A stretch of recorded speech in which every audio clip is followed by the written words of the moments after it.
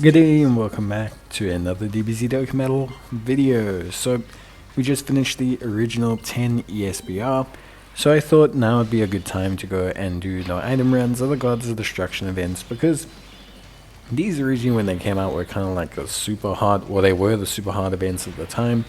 They're kind of like the accepted precursor to the Red Zone with stylistically different bosses. I will admit, I don't know if it's nostalgia or anything, but it definitely felt like each boss was quite unique in the Gods of Destruction event. A lot of them changing type, a lot of them had different mechanics. I don't know if because we've got so many red zones, those just don't feel the case, but definitely felt very diverse. Now Iwne is a very interesting and pretty basic boss. Immune to attacking, sealing, attack lowering, defense lowering, and he can evade attacks. Now, of course, I will say Iwne or Iwne, or however you want to say it, definitely was a precursor into some of these, and a lot of these guys, some were accepted a lot harder than others.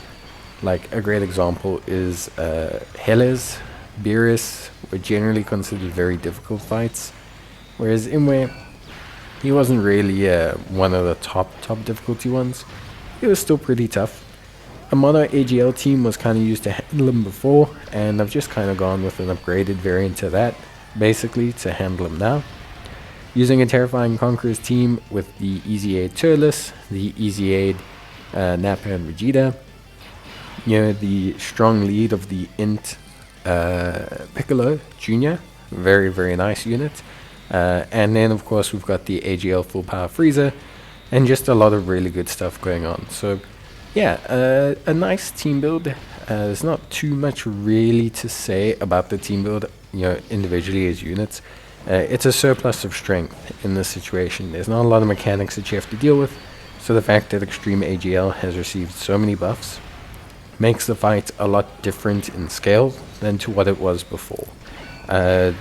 Back in the day, you were very heavily reliant on things like evasion, MUI Goku, etc.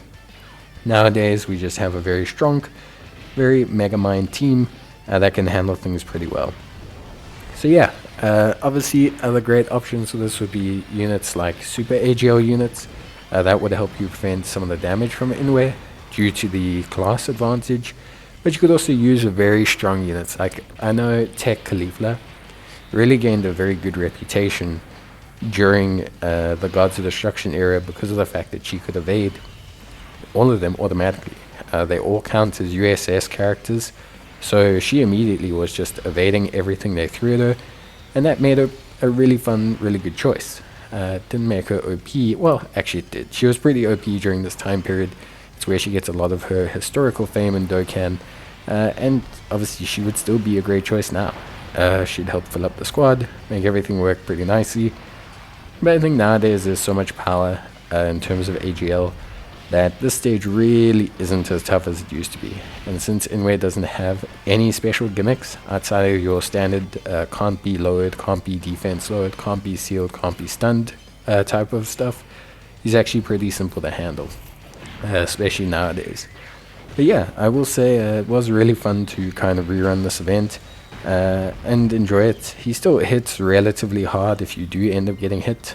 But yeah, that's it from me. We'll finish all of these hopefully pretty quickly, just because they're not events that stand the test of time, but they are a lot of fun, and I wanted to do a second look at them anyway.